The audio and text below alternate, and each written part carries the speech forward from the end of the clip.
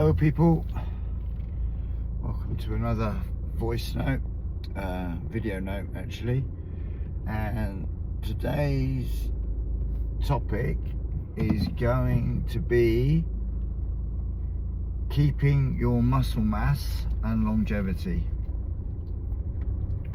So one of the ratios of which you judge how well or how healthy a person is how much muscle mass they have in comparison to their body fat, and it's one of the ways our machine tells you your metabolic age. It doesn't tell you your cellular age, how well your cells are doing, but it's a pretty good indication on how well you're doing metabolically.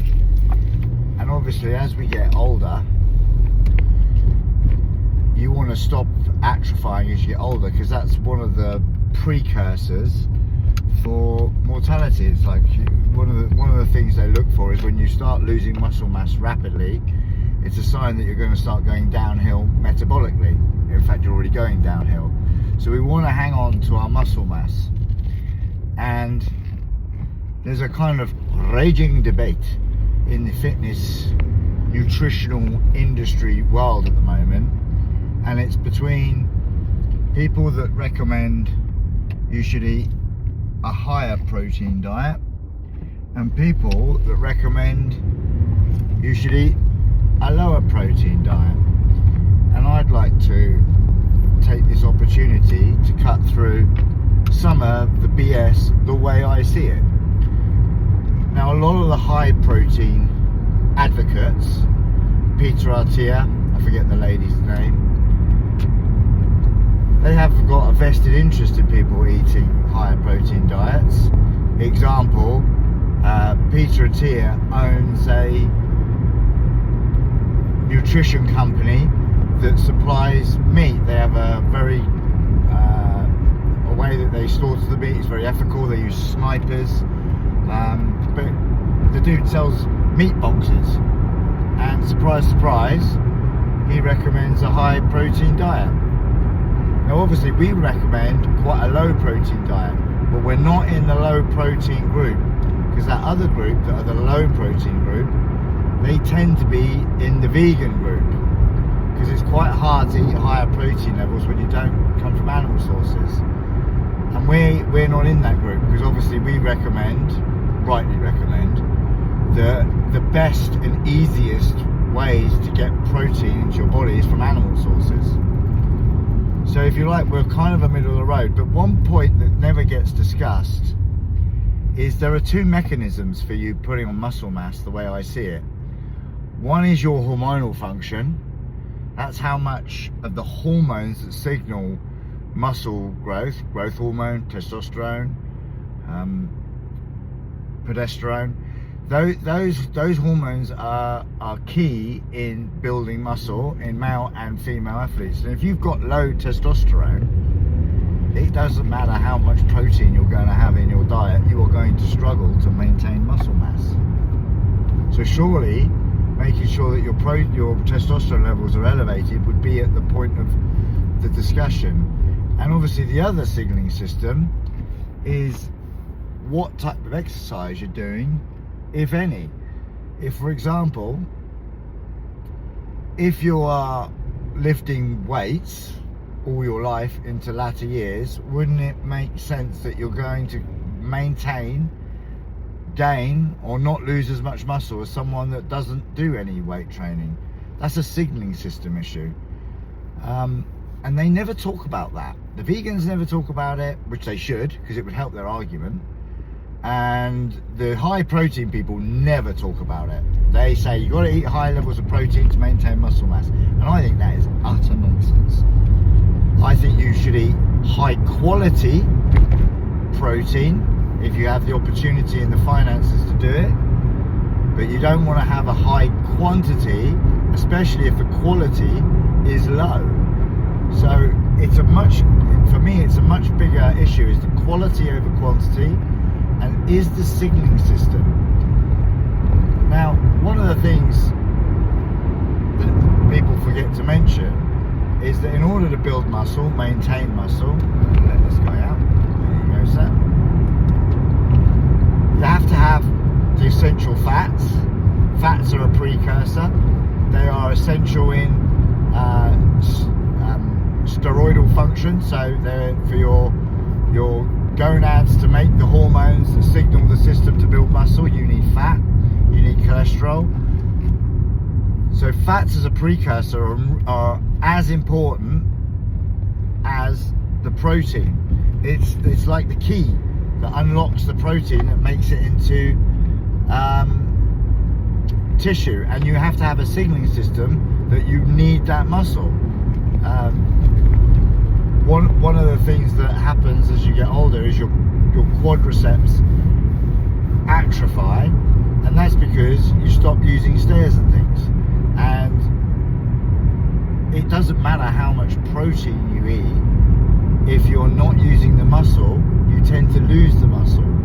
So a way better way of being in these camps, I would say, is to make sure people are signaling the muscles to maintain, that's the exercise you're getting, and making sure the protein you're getting is of high quality. Now the vegans don't want to talk about that, because obviously it's very difficult to unlock the protein out of plants and put it into muscle. Sorry guys, you know, their diets are very good for the freshness of the vegetables and stuff like that, but it's really hard to get the protein out of nuts and get it into your guns. It's tough. It becomes easier when vegans do things like take performance enhancing drugs. That's a signaling system. So even then, you can cheat the system if you train. If you're a vegan and you train, you lift weights, and then you maybe support the system with some kind of performance enhancing drug. Because I've seen many a vegan that I know for a fact, he's a bit pushy, isn't he? Taking performance enhancing drugs, and they look really cool because they can't get that big, because it's impossible as a vegan to get big, but the performance enhancing drugs are allowing them. Now obviously we're not going to take performance enhancing drugs, but none of us here hopefully are vegans, so you don't need to. My point is that when you hear these debates about whether you should or not go high protein, make sure before you even consider going high protein that you are A, getting the hormonal signaling system. That means getting the right amount of sleep, getting the right amount of rest between workouts, making sure you're doing the right type of exercise. Sorry runners, running is not good for muscle mass. You lose muscle. It's a signaling system. So when you're running long distances, you're effectively telling the muscles that you want them to be small and efficient. Now for people that are losing muscle mass, like older people, that's not good. We don't want to be losing muscle. We don't want to be breaking down muscle. And unfortunately for most people that are on fitness journeys, I'm going to choose my words very carefully and be precise with what I'm saying. For most people that are on fitness journeys, running is not a great weight loss tool, because when they run, their bodies go into a stress response. Their heart rate goes really, really high, into like a really high stress zone. And one of the things you release when you're super stressed is cortisol. Cortisol is known as an interference hormone. It interferes in testosterone, it interferes in growth hormone, it interferes in insulin, it interferes in everything. But its primary purpose is it breaks down muscle mass. It's an anti-inflammatory, but it breaks down muscle. We don't want to be doing exercise that overly breaks down muscle. And running and high cardio over zone 2 does. So we want to be training weights for a shorter period of time as possible and then recovering. So we want to train acutely, as heavy as we can safely without damaging ourselves, and then resting and recovering and supporting that damage that we do during the weight session with good nutrition, good rest, and good stress and sleep habits. I hope that makes sense. I think that's pretty clearly put. So high protein diets aren't necessarily the way forward, the way I see it, because protein is a terrible fuel.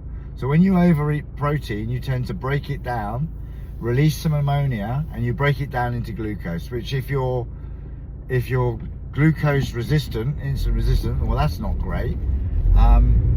And then you start using protein as a fuel. And I don't think anybody really, it's not like, just let him out for goodness sake. It's not like a big, what is it, like a scoop to go, a scoop of protein, to say that protein is not a great fuel.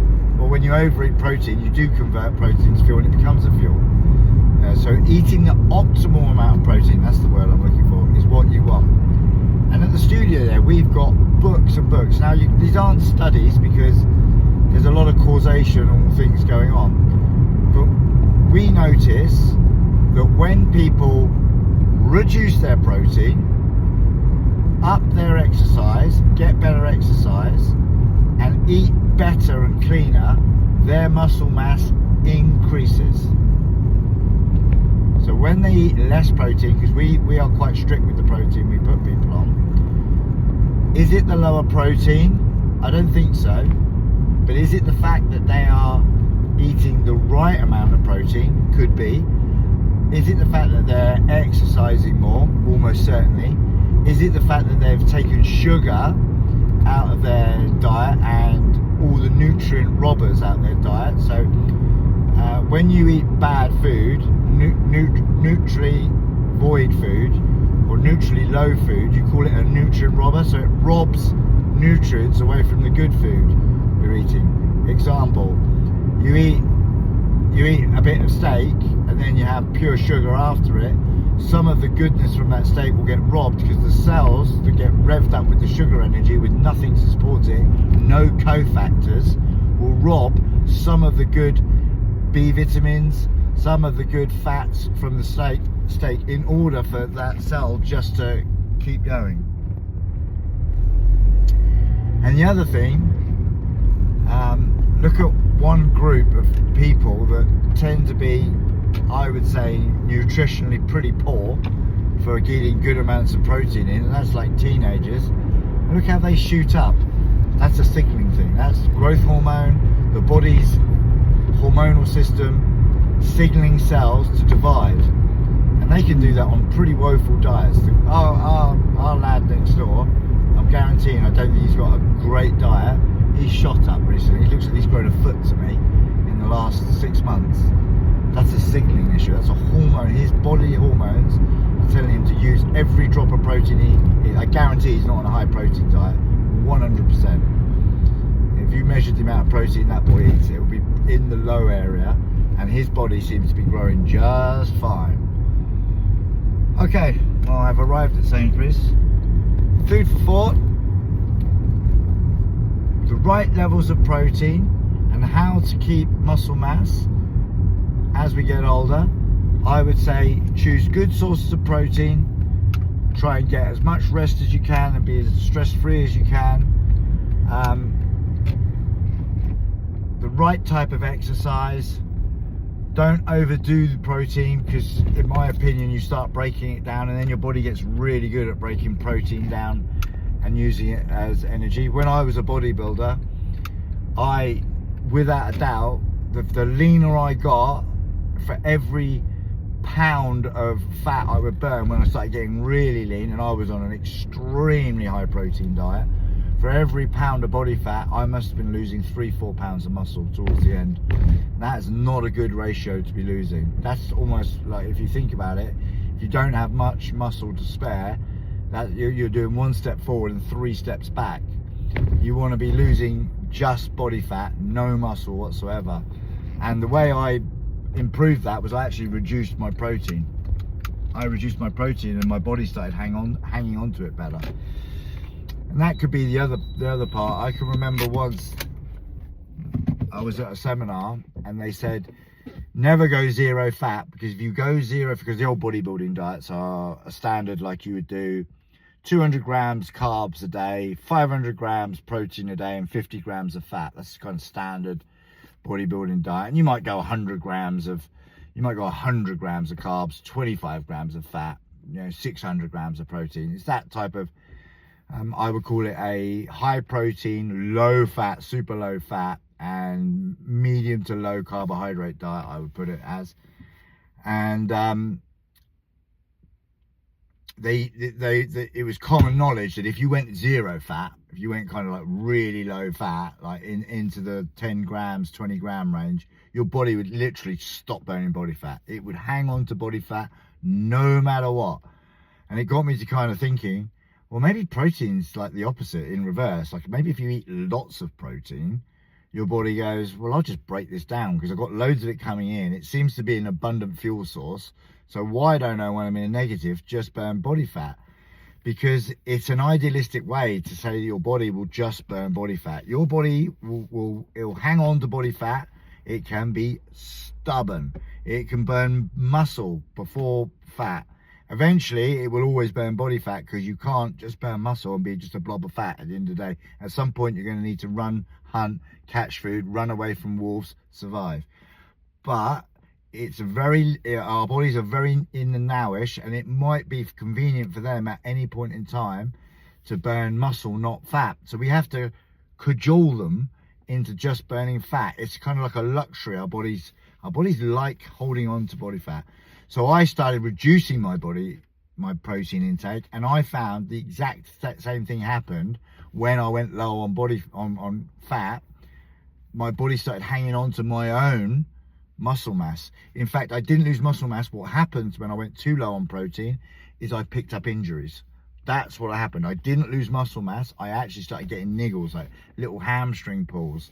And that's an indication that you're not eating enough protein when you're constantly picking up like little niggles, like an injury in your back, an injury in your leg, an injury in your shoulder. It can be that you need to up your protein levels a little bit, or make sure you're absorbing the protein and assimilating it. Okay, voice note over. Johnny out.